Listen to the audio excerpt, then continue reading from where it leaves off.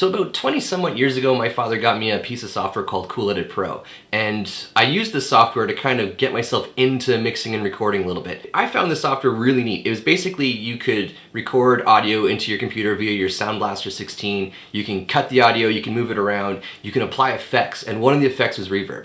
You would highlight a section of your song that you want to apply reverb to, set up whatever your settings you want, hit render, go have dinner, make a snack, and then when you come back, if your computer didn't crash, you had reverb, which was awesome. So today I wanted to make a video about reverb and 5 things that I do, 5 tips that will help you apply reverb to better your mix, if you will. This is just kind of things that I've learned over the years, and they're pretty common practice across the industry. If you don't want to do them, you don't have to. Also, I want to talk about the contest. This past week, we just hit 100 subscribers, and for those of you that don't know, I had a contest going on that when we hit 100 subscribers, I'm going to be giving away a Smooth Q. First of all, thank you to everybody who applied. I'm going to be announcing the winner at the end of the episode.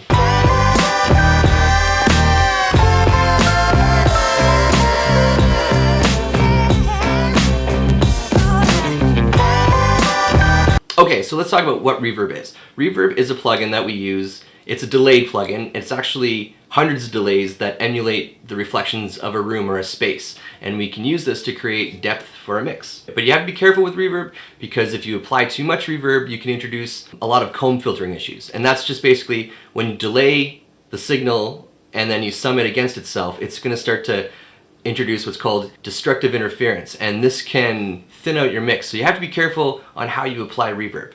There's 2 kinds of reverbs that we use in the studio. The first one is called the convolution reverb, and that basically is a snapshot of a room. It's based on what's called impulse responses. So let's say I walk into the Louvre and I love the sound of it. I can capture this audio snapshot, these impulse responses, and save it and then put it into my plugin later and then cue it up if I ever want to have reverb of the Louvre. The other kind of reverb that we use is what's called an algorithmic reverb, and this reverb is a synthesized reverb. So there's a bunch of parameters that we can mess around with, and you can create some really cool sounding reverbs, some very unique, not so realistic reverbs, or you can try to emulate spaces as well. So both kinds of reverbs are equally awesome. So let's get to my 5 tips. The first tip that I have is get used to using your auxiliary tracks. Don't put a reverb on every single track, because the more reverb that you apply to your mix, the more you can thin it out, that comb filtering effect that I was talking about earlier.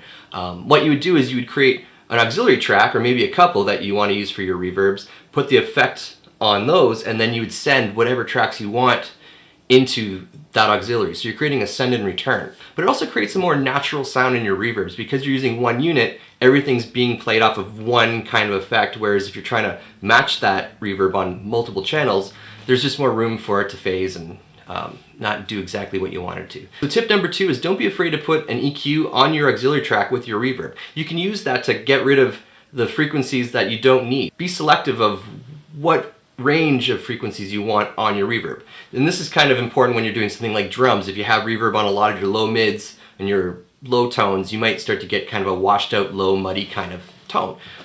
We could do this on vocals, where you only want to really put it on kind of the mid frequencies to emphasize the voice. There's a technique that you've probably seen called the Abbey Roads technique, where you're literally scooping all the frequencies below, I think, 1K, and then you're getting rid of everything above 8K, and then you're scooping it in around the 5K to kind of create a vocal pocket, which is really cool. Mess around with the reverb EQ and see what kind of stuff you can come up with. A lot of reverbs actually do have some kind of EQ filter on the plugin. So my third tip is using the pre-delay. Pre-delay really just emulates when the set of reflections becomes audible. You would have the crack of your snare, and the pre-delay that might be 70 milliseconds, and that's when we'd start to hear the reverb come into play.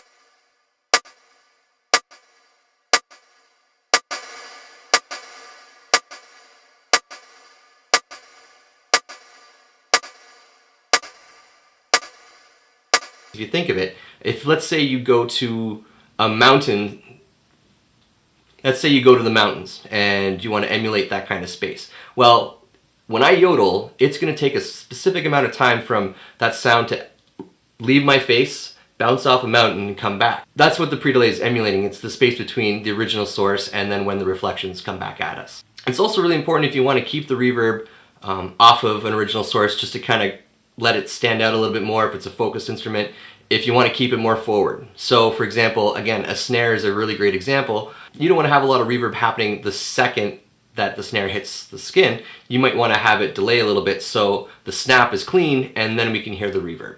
So tip number 4 is your decay times. Make sure you're setting your decay times. And the way we set it, you want to make sure you're setting the decay time to the groove and the tempo of your track. Basically what the decay time is how long it takes from when the reverb initiates to when it dissipates or when it ends. If you have a decay time set too long, you might start to notice it might start to phase out whatever's happening after the fact. This is what I mean. If you have a snare and you hit that snare and the reverb rings too long, if that reverb is ringing out when the player hits the snare again, you might introduce comb filtering, or it might start to wash out the snare and take away from the next snare hit. So you want to make sure that your decay time is set that when I hit the snare, the reverb rings but stops before the next snare hit. So keep that in mind.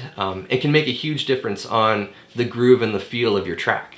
So my final tip is watch your volumes and how much reverb you're using. I mean, if you want to wash out your track with reverb and just crank it and that's your vision, awesome, go for it. Do what you want to do. That's totally cool, as long as that's what you want to do. If you're going for a more realistic sound, then you got to think of, well, where do I want to place the reverb? Remember, like I said, less is more with this kind of effect. So if I want to have somebody feel very forward, I'm going to have less or little reverb. Or I might just put a slapback on the vocal or guitar if I want to have them forward.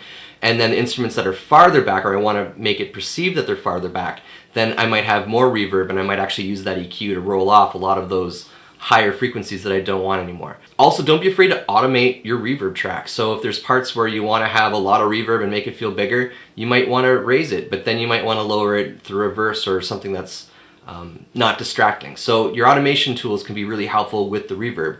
A really good tip when using reverb is if you don't know how to get the level, what I would do is crank the reverb and then bring it down to a point where you're happy with, right? Don't do the creep up.